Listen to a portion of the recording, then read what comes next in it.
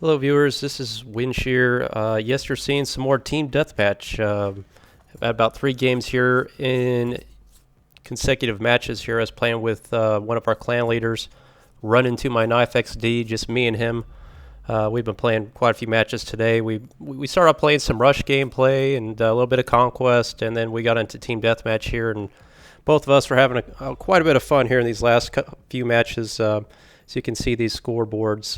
Him and I were basically working in tandem, destroying the team collectively, and pretty much accounting for over half our own team's tickets. So it was kind of fun wrecking these players today. So you can see in that first score today was pretty much the last game we played team deathmatch. I went 47-3 on that match with a 28 kill streak, which I'm going to show you here at the end of this video. Walk you through that big kill streak, and as usual, give you some tips and tricks, so to say, and give you my thought process as I work my way through those kind of big kill streaks. First match we were playing here is Strike a Karkand team deathmatch. I'm running the M416 in the Assault class with a grip and a. I switched between a heavy barrel and a suppressor on this weapon, and I'm trying to get that assignment complete. Only for the dedicated, where you get 500 kills in each class. I typically don't play Assault much, so I'm working on those 500 kills. But the M416, you can see my weapon review of this gun in circumstances like this, just wrecking the team. I mean, just tons of guys getting dropped right there. Lots of fun. This RPG shooting through me here, and I could have dealing out damage. Unfortunately, I had a guy sneak up behind me here, but I did manage to get that last grenade off before the end of that 11 kill streak. I got several of those just on that match alone, but I don't want to cover everything here. What I'm trying to address in this video and these collections here is, as you can see me here on Wake Island now, moving on here, I'm pushing up very aggressively into the enemy's spawn territory. Look at all the guys on minimap behind me, and again using cover to my advantage here, and this is where I'm calling out for help. And Knife's on his way over, shouting in the mic here. Unfortunately, I didn't record our squad communication. I typically don't do that. But him and I were in constant verbal communication throughout all these game modes we were playing. That's absolutely essential to, increasing your team's success rate, survivability, all that stuff. So you can see there, he was covering my flank there as I was addressing those guys behind me. And we were doing that all day long. Rarely do you kind of experience teamwork like that unless you really know the players you're gaming with. You got a good mic on, and obviously you got to know what you're doing. But all throughout the day, particularly there on Strike at Karkand, we were really doing a very excellent job of working in unison, covering each other's flanks, verbally stating that. So I got that. I got your left. That way I can charge on to the right, and really helped us get those big scores. Now this last video here is pretty much the one I want to cover, so where I went 47-3 on. Again, I'm using the M416 with a grip and a suppressor now. And the reason suppressors, it's really vital, and now, particularly now with the next patch coming out, they're basically stating that they're making the suppressor, they're giving a buff to it. I think they're going to give a little more punch at range to kind of make it comparable choice to the heavy barrel, which I think they're giving a slight nerf to. So we might be revisiting the suppressor more often. I hate playing against people with suppressors, but again, my old saying, if you can't beat them, join them. But a suppressor is really vital for increasing your survivability. In this situation here, I'm on this is Sharkey Peninsula. I like these rooftops on this map. I'm not always in the rooftop, but it's a good thing to have a combination of the two as you're moving throughout this map and all these corridors. I'm taking fire. Anytime I'm taking fire, I'm pulling back. And again, lots of guys around this burnout car over here. Again, I'm taking fire. I'm always going down prone. But even though Nice, I think he's in my vicinity right here. Even when he's not side by side with me, we're both watching each other's mini maps and watching where our teammate is in conjunction with that, and relaying vital information if we see something maybe the other person's not aware of, particularly if there's an enemy behind the other player. Which in this circumstance, I knew there was a player down here, but he was good about calling that out. Watch your back right here. And unfortunately, I was just going round and round with that noob there, and he got the better of me there. But again, you're always trying to call out anything you can to your fellow players whenever they're kind of in predicaments. Here, pushing up here, no knives up here. We're communicating about where the players are, so I'm going to work on a flank tactic and try to prioritize, again, the spawning. I know the spawning system is always to your left there, so rather than go after that guy on my right, I chose to look left and get the guys that are spawning out ahead of us, which, again, Knife was good about giving me a heads up on.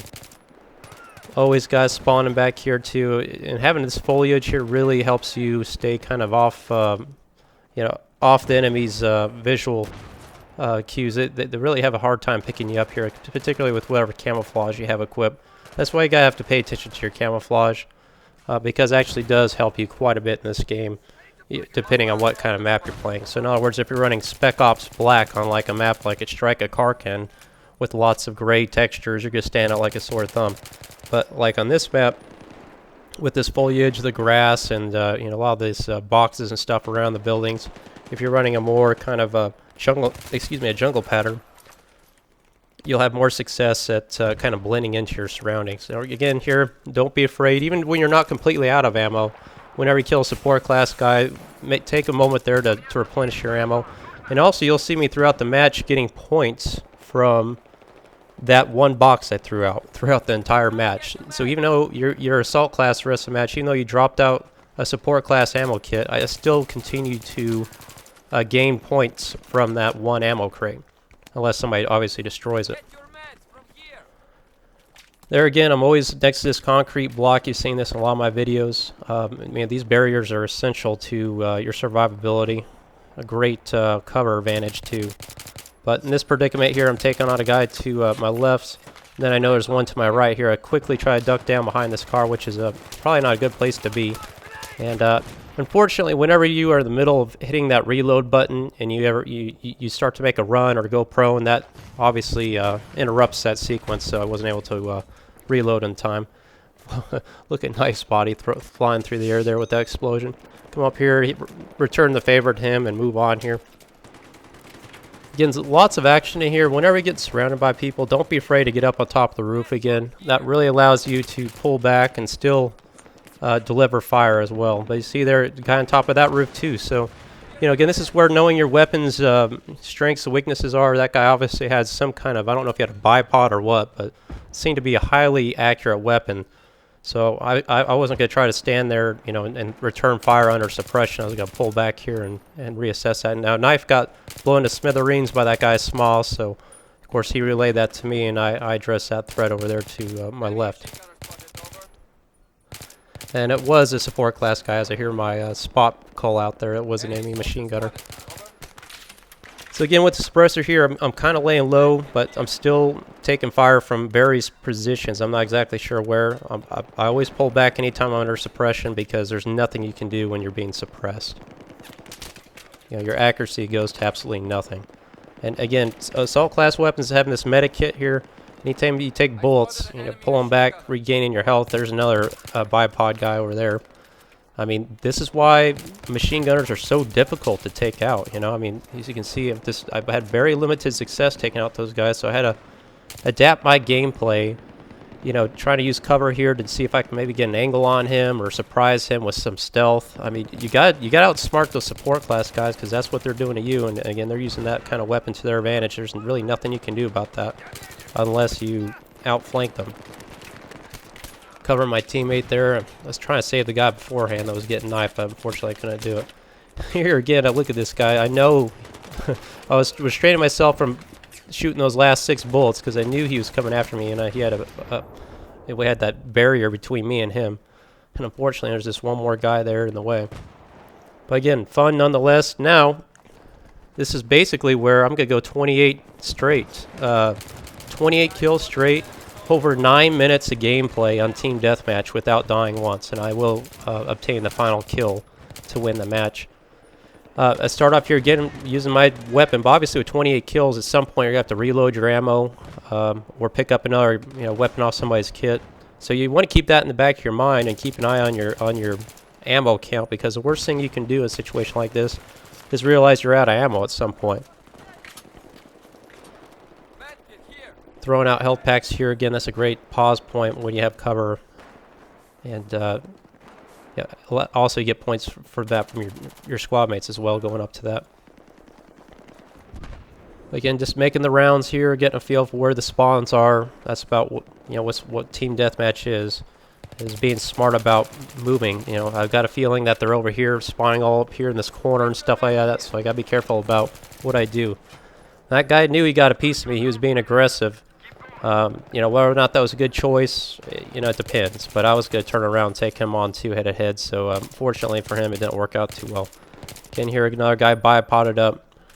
Got to be sneaky with those guys and try to get them at the side. Multiple guys all around me, just constantly watch that mini map. Now Knife right here is communicating he needs help for this guy to my 10 o'clock position, that he really had him under heavy suppression. So I quickly dealt with that guy and told him the threat was eliminated. And then I know there's a guy with a machine gun down at this hallway too, so I'm being cautious about sticking out here too long. Another M417 up there was heavy suppression as well underneath that guy. So lots of threats around here. This is how you, you got to be smart here. I'm running out of ammo. I know that guy's bipoded up. I'm just trying to spot him out for hopefully my team to get a piece of him. But again, now it's time to move on. At this point in time, I need to find another weapon because I only got 13 bullets left and pick up somebody else's kit. Or find an ammo crate because we all know Team Deathmatch how difficult it is to find ammo crates all over the place. So find this guy back here, catch him off guard in the middle of trying to heal himself. Pick up his kit to find out, I'm like, what kind is this? At first I didn't recognize it because, it didn't have any kind of sight on it. Then I realized, oh, this is an AN-94 with iron sights. Let's look at these iron sights.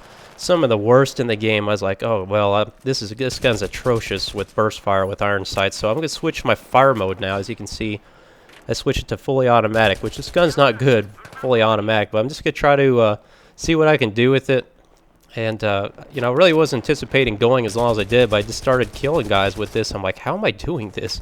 I can't even see these guys through this iron sight. I mean, who puts a grip on an AN-94 and leaves off a sight with that? I was just like, whatever, we'll go with it here. And just started getting kills. I'm like, wait a minute here. I don't know how I'm doing this, but you just keep going with it. I'm like, well, I don't want to mess up a good thing, so I just stuck with it rather than picking up another kit and thought I'd see, what I could do with this, and surprisingly it worked out very well.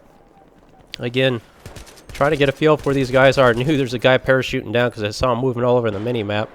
And sure enough, he plops down right in front of me with his back to me. It's perfect. And he's shooting this guy here through his foliage. Being on the move is where you can see me doing now, adapt my gameplay. Constantly be on the move, being cautious about the corners of the map because that's where the spawns are likely. Getting a feel for where the spawns are and then approaching them, using cover again to my advantage here. Throwing out health.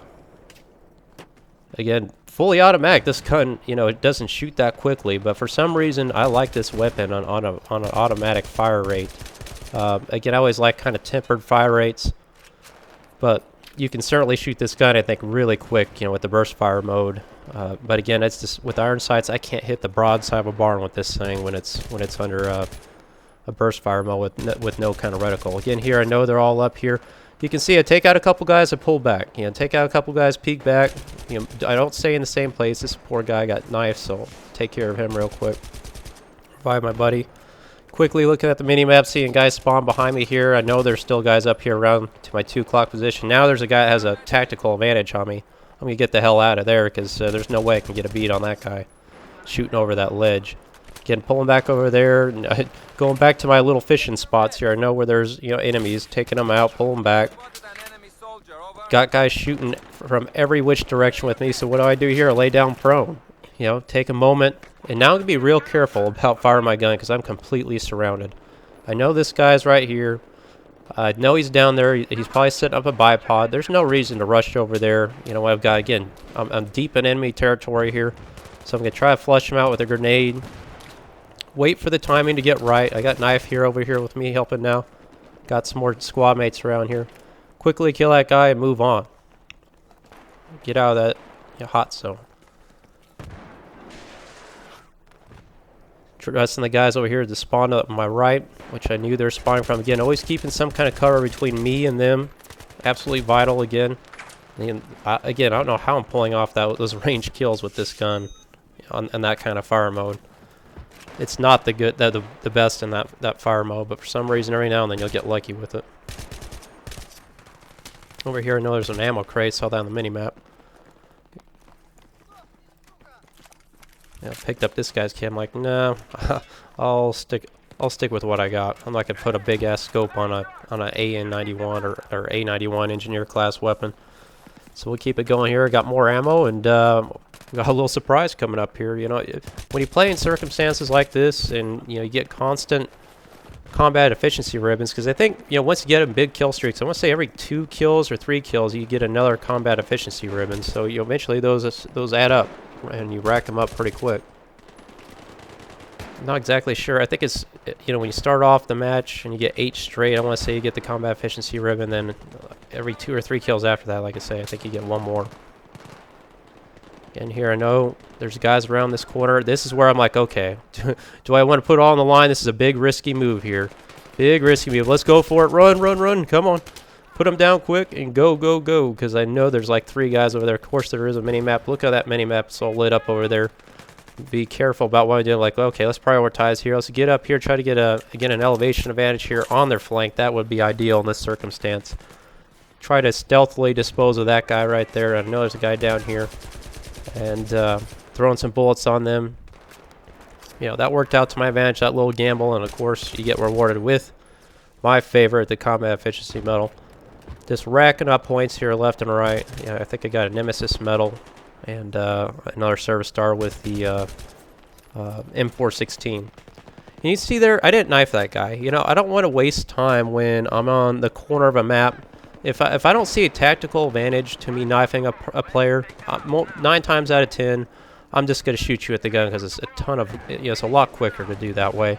You know, if I go through a long knife animation right there, I'm really putting myself at risk, and I'm trying to keep, you know, alive to the last minute here. I want to get this last kill as I'm approaching here, their last spawn area right here, making sure that corridor is clear, and then I know they're inside this building. So run in here and get the final kill.